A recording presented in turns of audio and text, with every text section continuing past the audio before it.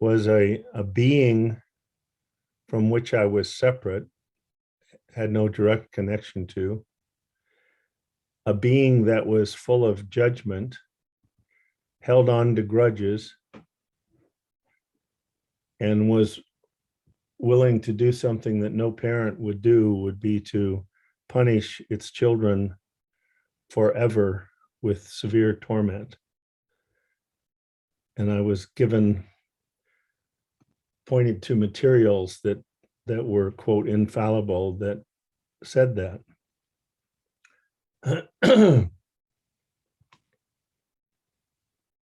So I would say the first thing is that I lived in fear from a very young age. No one does very well when they're acting out of fear. Never met that person.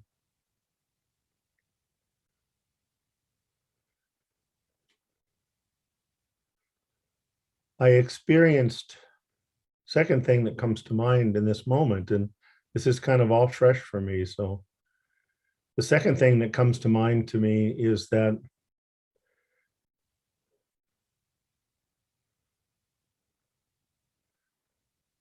my experience was created by things external to me, circumstances, people, what people said, what people did. So again, I woke up every morning disempowered, because if you asked me, do you think you'll have a good day today? I'd say, I don't know, because it depended very little on me. It depended on what happened that day and what other people said and did. And it even depended on how much I was attracted to and gave attention to things that had happened even many years ago that no longer existed except as a thought, and to things that had not occurred but might occur that I would worry about possibly happening.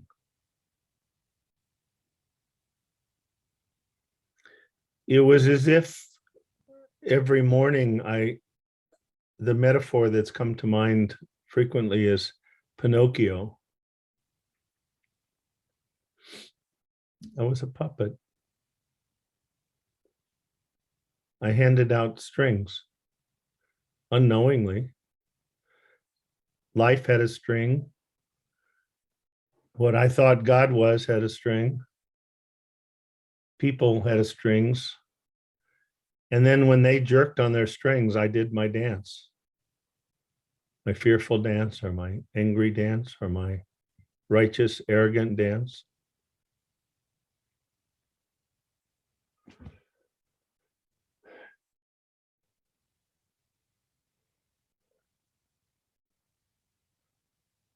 I love Sid's statement that I think this simple man was allowed a peek into the mind of what we call God, as big as any peek that anybody's ever had. That's just my own assessment.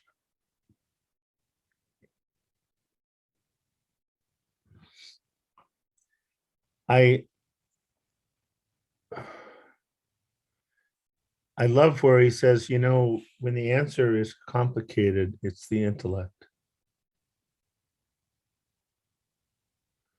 When the answer is simple, it's the spirit.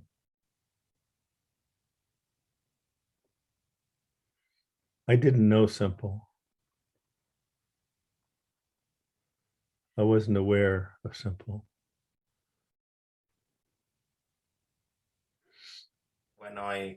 When I first came across the principles, after the coaching that I did with Janet Riney, I was like, oh, I really want to get into coaching. I really want to do this. And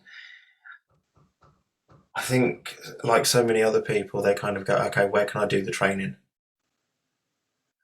And I started training with Ian Watson in the insight space and became a facilitator um, under his guidance. Um, and it was an amazing course, it was. But also for me, I think what I've learned more is since we've been doing the series, I've learned more about myself, more about just being, just letting everything go and not having to feel guilty about not knowing something and just having that freedom just to kind of share what's on your mind at that point. There's times where we'll start a webinar and I'll be, oh, okay, I'm tired, I'm not feeling great, or I've had a really bad day and this pupil's annoyed me, or whatever, just things have not gone right, and before I would kind of just try and drop that. And as the series have gone on, I've just kind of gone, you know what, you don't have to drop it. If something's on your mind and something triggers that within the call, then talk about it. You know, for me, it's, you don't have to mask what's going on. If something's annoying you, then something's annoying you. If you're in a low mood, you're in a low mood. You don't have to kind of mask it. You know, and seeing people within the community as well. When I first came across this understanding, I used to see, you know, pictures of like Dicken and Coisy and Chip and Jan, and they're always looking happy and things. And I was just like, oh, okay, so that they've got the magic, but they know what it is. And then there was a point, and I was just like, oh, okay, so where do I get that from? And then I realised, hang on a minute, just because they look happy in that picture doesn't always mean that they've always got that. And it was so freeing to know that, because I was like, okay, so our relationship with Carolina's got to be perfect, got to be this, got to be that. And that is so tiring. And we can be really happy, or we can be really sad. But you know what? That's life. That's a relationship. You have your ups, your downs. And it's not kind of, okay, we can't have our downs because we know this understanding. That was another one that really got me, was like, oh, okay, now I know this understanding, I have to always be here. I can never be here. And that, it kind of allowed me to kind of just be free and kind of be angry when I wanted to be angry, be happy when I wanted to be happy. Even if people around me weren't happy, I could be happy. Or I'd be upset when I want to be upset, and showing it as well. For me, before I came across this understanding, to get upset wasn't the done thing. Because I was male, because I was this, because I was that. But now I can just express that. I can express that emotion, that love, and truly mean it. I can express that sadness, I can express that happiness, and truly be happy, truly mean it. And where I am now.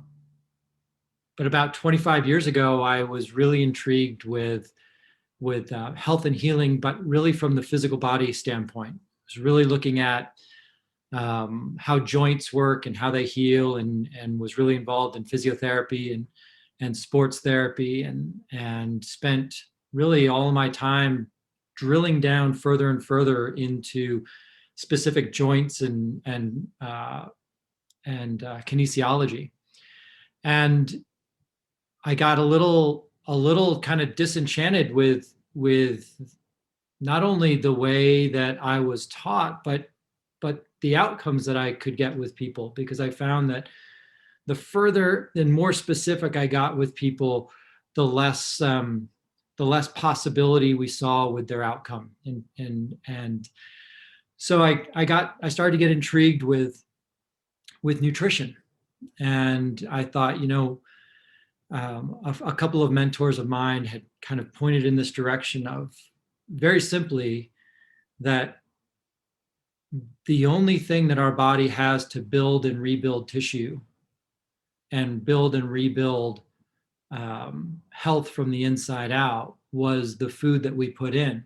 And the quality of the tissue that we could build was really reflective of the quality of the food that we put in our body.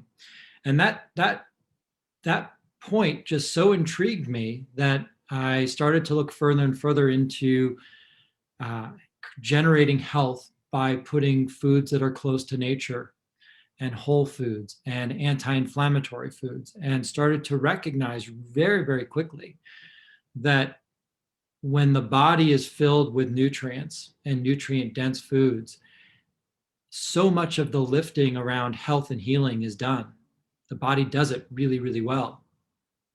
And so as I continued on that pathway, I started to recognize that it wasn't always just being able to tell people what to eat and what not to eat, that people were going to do what they were going to do. And I wanted to figure out, well, what would help people change their behavior? And that really took me into the world of NLP and hypnosis and working in that realm, looking at how we could help change people's minds so that they could choose foods really that were going to be better for their body. But in that process, I really started to recognize the impact that our psychology has on our overall health, well-being, physiology, capacity to absorb nutrients and choose foods. And it really intrigued me. And so all along this process, it was kind of like my career started by drilling down deeper and deeper into the body and making the body kind of smaller and smaller. But reaching a dead end, it was like, as I started to pull the lens back further and further and further, and started to realize, life is so much bigger than joints. It's so much bigger than cells. It's so much bigger than food. It's so much bigger than our thinking. It's so much bigger than that I got really, really intrigued with what else was also true. And my life has always been really intrigued by consciousness somehow, some way. And I remember even back when I was probably 18, 19 years old, reading books that were kind of in and around Eastern philosophy, but I never could really make sense of it at all.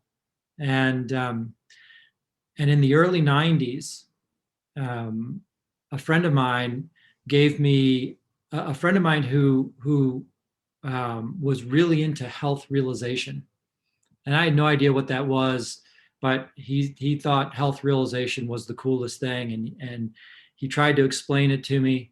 He gave me a book, and I read the book, and the book just kind of went over my head, and I put the book on my shelf, and really never really thought much about it again.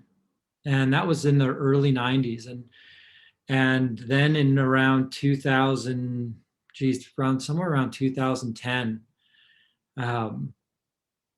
I came across a podcast, and somebody said something about about we're living in the feeling of our thinking. And I know Michael Neal has said that many times. I'm not even sure if it was him that said it at the time that I was listening to the podcast. But he also said something about Dicken Bettinger, and that name rang a bell at the time as well, because my friend had spoken about Dicken. And so I literally rifled through my bookshelf and I was looking for this book that he gave me back in the early 90s. And I found the book and I pulled it off the shelf, and it was a book by Sydney Banks called Second Chance. And so I sat down and I reread the book, and it just smacked me right between the eyes. As a psychologist for 10 years before meeting Sydney Banks, and I wasn't wedded to one way of working. I was passionate about trying to find things I could share with people that would help them have an easier time of life. That's how I got started. I actually got started as a high school English teacher. And I had so many kids coming to talk to me about their problems that I wanted to know how to help them. So I got my master's degree in counseling psychology and then a doctorate in counseling psychology. And all I was interested in is what can we teach people that would help them have an easier time of life. And I never saw people as having mental illness. I never liked that way of looking at people. So I found a program in a university in the education department that trained psychologists in the education department with an understanding that we all have difficulty in life. Who doesn't? And if we're having difficulty, we're not ill and it's not our fault. We just haven't learned what we need to learn to have an easier time of things. And so it was based around learning and insight as the way people could change. And I like that because it leveled the playing field. In other words, I'm a student who messes up, but can learn things that help me have an easier time. You're a student. We all mess up.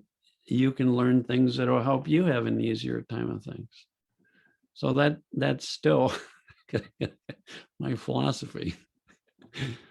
We're all mucking our way through life, and then we learn things that help us have an easier time.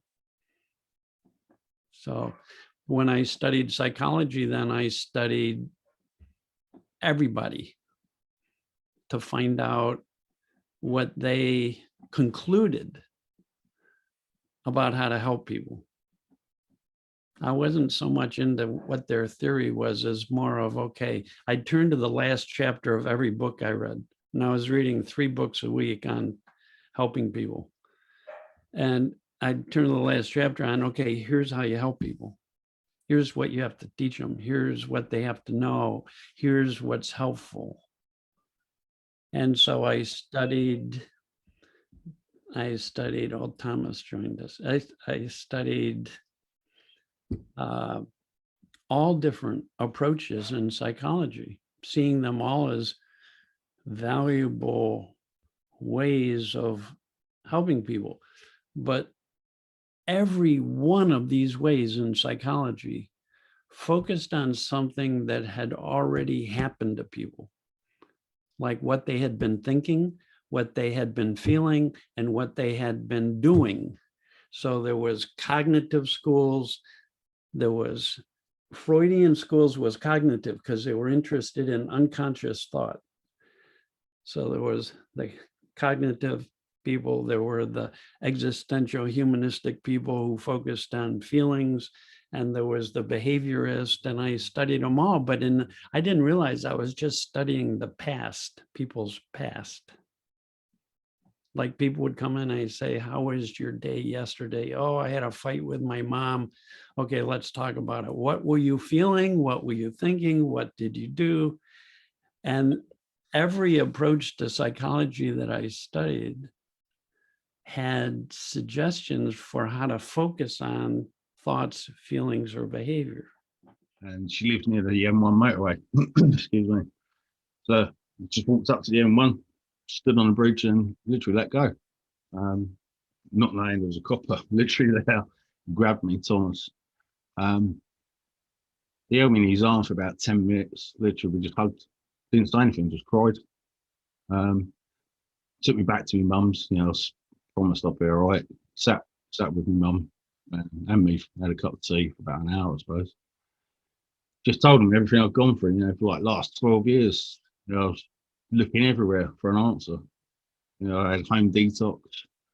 You know, medically induced detox at home and all that sort of stuff. Lasted a month. And then straight back onto the gear and drink. There was just no support afterwards. I just gave up. So after that night in May when I tried committing suicide, you know, something's got to change. What? You know, it's out of desperation that I literally got in touch with a hypnotherapist near my place of work. I went to see her. She started off.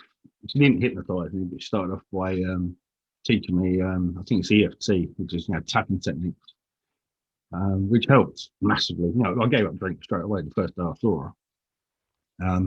But she really pushed me onto Sid Banks' books, you know, and these lectures and all that sort of stuff. So I just engrossed myself into that. It wasn't easy, I must admit, but now I'd saying to focus on. I still had the voices in my head, but they were quieting down, you know, but they were still there, 100%. So I don't know, probably after 30 days being sober, that's when everything started to change. I went to Mind Spa. That's where I met Mama J in 2019. I was sober then for 5 months, but then to the tail end of 2019, come up to Christmas, something really bad happened in my family. I found out about somebody. I won't go into detail, but it shook me to the core, and I turned straight away back to drink, not drugs. I went straight back onto the drink. It was only twice a week. I say only, you know, any drink for me is enough. Any time. But yeah, I was probably doing a litre of vodka a week then, not a day like I was. I was doing a litre and a half a day, literally. And I did that right the way through 2020 up until August. I was 20 days sober in August when Mama J, I did speak to Mama J a few times, you know, through the year. Every time I phoned her, I lost interest in the 3Ps completely. I thought, if somebody could do this in my family, then I don't believe in the 3 principles at all. You know, I just threw it all out the window. And that was it. But I kept reaching out because I missed that feeling that you get from the 3Ps. I kept reaching out to Mama J. I only ever done it when I was drunk. And she used to say to me, look, phone me in the morning. But of course, in the morning, I was, nah. Yeah, I was embarrassed. Yeah, I was like, nah, I'll be all right now. And a couple of days later, that was it. Another drink. Same old crap again. So I started self-harming. Just was going to take an overdose. Well, I did, but I threw it up. But yeah, and I was just going back down a slippery slope. And then my partner, who I've been with 30 years, even though we got divorced and everything, you know, she took me back. But she turned around and said, no, enough's enough. So this time, yeah, we're done. And I thought, right, that's it. So I gave up a drink. I was 20 days sober. And Mama J messaged me and said about this VIP course. And I was like, I didn't want to be ungrateful or anything, you know, to her. Definitely not. Inside, I was like, I'm not interested. Actually, I don't believe in it. You know, it's rubbish. And then I arranged a meeting with my 2 brothers, Derek and Wilson. And the moment they opened their mouth, I was like, wow. Yeah. I was hooked, literally, within seconds. I was like, but all that feeling I had of the 3 Ps, all the feelings I had of the principles before, yeah, all the good feelings, they all came flooding back within seconds. I was like, yeah, I'm home. Yeah, that's it. I mean, being a social media influencer, although, you know, when you think of it, what is influence on a very basic level? It's simply the ability to move a person or persons to a desired action, usually within the context of a specific goal. Well, that's what a social media influencer is doing, right, through their name. And that's what we, you know, on TV in the UK and the US and Canada and everywhere, wherever there's television, they always had celebrities promoting. I don't know. We used to have celebrities promoting aspirin, right? Now, what did that celebrity know? What qualified them to promote aspirin? Well, nothing. They were a celebrity. Those are influencers. People know that if, you know, Angela Lansbury, one of the greatest actresses of all time, is promoting, I think it was Bufferin that she was promoting. She may not know about it, but she's Angela Lansbury. I want buffer, you know? So, and that's what an influencer is, right? So that's not what we're talking about, though. We're really talking about being able to get the results you want when dealing with others, but in such a way that you can make that person feel genuinely and authentically good about themselves, about the situation, and about you. And I think that's really what people skills are all about. And that's why when we talk about influence, yeah, it's defined as being able to move a person or persons to a certain action, sure, but that's not its essence. The essence of influence is pull, pull as opposed to push, right? How far can you push a rope? Not very, at least not very fast or very effectively, which is why great influencers don't push. They don't push themselves on others. They don't push their ideas on others. They're not pushy, right? You never hear people say, hey, that David or that Mary, she is so influential. She has a lot of push with people. No, she's influential. She has a lot of pull with people. That's what influence is. It's pull, it's an attraction. Great influencers attract people first to themselves and then, only then, to their ideas. So I think a natural question is then, well, so how do they do that? How does this pull manifest itself? And I think that the great influencer, what John David Mann and I in the book call genuine influencers, what they do is first, they understand on both an intellectual level and more importantly on a heart level, what I believe was Dale Carnegie's underlying premise in his classic book, How to Win Friends and Influence People. And this is where he wrote, ultimately, people do things for their reasons, not our reasons. So the great influencer, the genuine influencer, ask themselves questions to make sure that they are facing in the right direction. See, I believe we need to be internally motivated, but outwardly focused. So the genuine influencer is going to ask themselves questions such as, how does what I'm asking this other person to do, how does it apply to their goals, right? How does it apply to their wants, their needs, their desires, their values? How does what I'm asking this other person to do, how does it align with, with their motivation? What problems am I helping them to solve? How am I helping them to get to where they want to go? How am I helping them? How does what I'm asking them to do bring them closer to happiness? And when we ask ourselves these questions thoughtfully, intelligently, genuinely, authentically, and not in a way to manipulate another human being into doing our will, but as a way of building everyone in the process, now we've come a lot closer to earning that person's commitment.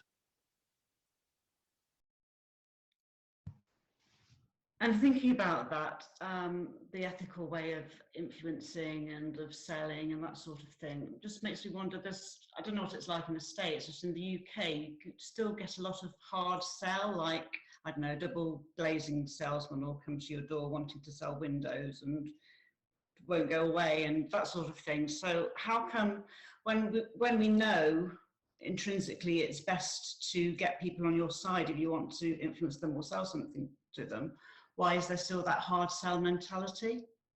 It's difficult for me to understand why that still exists when we have so much information to say that it's not the most effective way. But, you know, again, it's where education comes in. People aren't necessarily taught this. And so, you know, people only can do what they know and what they understand. So fortunately, there's also a lot of good teaching out there that teaches how to do things correctly.